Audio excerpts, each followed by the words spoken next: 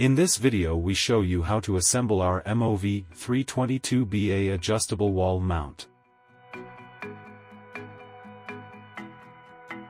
Before we begin, we remove the screw that join the VESA plate to the mount.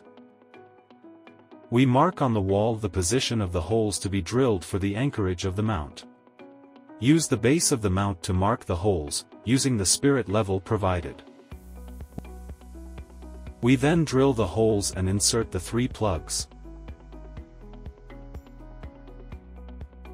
Position the mount and use the 3 washers and 3 screws to attach the mount to the wall. We place the trim on the base of the mount. Then we proceed to fix the VESA plate to the TV, using the washers and the appropriate screws depending on the model. We fix the TV to the wall mount. The articulated arm of this mount allows you to optimize the space, bringing a new aesthetic to your home or business. The mount can be tilted vertically at an angle of between -10 and +3 degrees, and adjusted horizontally at an angle of 180 degrees.